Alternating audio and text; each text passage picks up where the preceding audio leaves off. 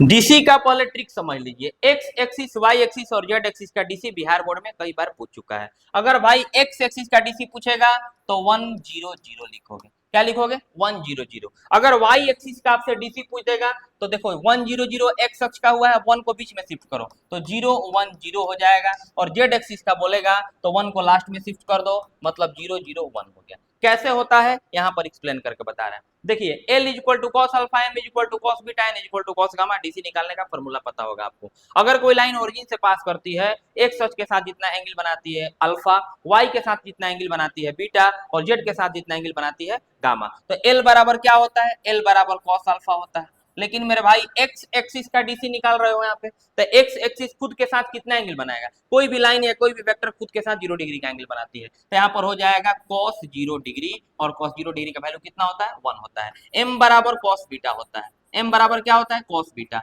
अब यहाँ पर cos देखो बीटा y एक्सिस के साथ x एक्सिस कितना एंगल बना रहे हैं? बोलोगे 90 का बना रहा है, 90 का। x और y परपेंडिकुलर होता है तो यहाँ cos 90 रख दोगे, cos 90 का value 0। n is equals to cos gamma होता है, cos गामा होता है तो हो जाएगा cos। बताओ z एक्सिस और x एक्सिस के बीच का एंगल, x का डीसी निकाल रहे हो तो x और z, x y z तीनों परपेंडिकुलर होता है तो x और z के बीच का एंगल 90 डिग्री, cos 90 का वैल्यू 0। क्या हो गया? 100, यही लगाया गया, याद रखना। अब आगे चलेंगे तो यहाँ पर क्या पूछ रहा है? y एक्सिस का डीसी। अब बताओ y एक्सिस का निकाल रहे हो तो यहाँ पर L is equal to cos alpha, L is equal to cos alpha तो cos यहाँ पर 90 हो जाएगा। ऐसा क्यों जी? क्योंकि एक y एक्सिस x पर क्या होता है?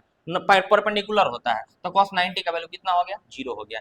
m is equals to cos beta होता है तो cos beta is equals to, यहाँ पर देखिए y एक्सिस खुद के साथ कितना एंगल बनाएगा? 0 डिग्री। बीटा का वैल्यू 0 हो जाएगा, cos 0 का वैल्यू 1। और n is equals to cos gamma होता है तो cos y axis z axis के साथ 90 का बनाएगा तो यहाँ पर लिख देंगे cos 90 डिग्री का वैल्यू 1, सॉरी 0। तो यहाँ पर 010 ये ऑप्शन हो जाएगा। और z एक्सिस पे आ जाइए तो जेड एक्सिस ऐसे होता है, एक्स और वाई दोनों पे परपेंडिकुलर होता है तो अल्फा का वैल्यू जो हो जाएगा वो आपका 90 डिग्री हो जाएगा, बीटा 90 डिग्री और जेड जेड के साथ कितना बनाएगा? 0। तो यहाँ पर हो जाएगा L is equal to cos alpha, L is equal to cos alpha मतलब cos 90 का वैल्यू 0।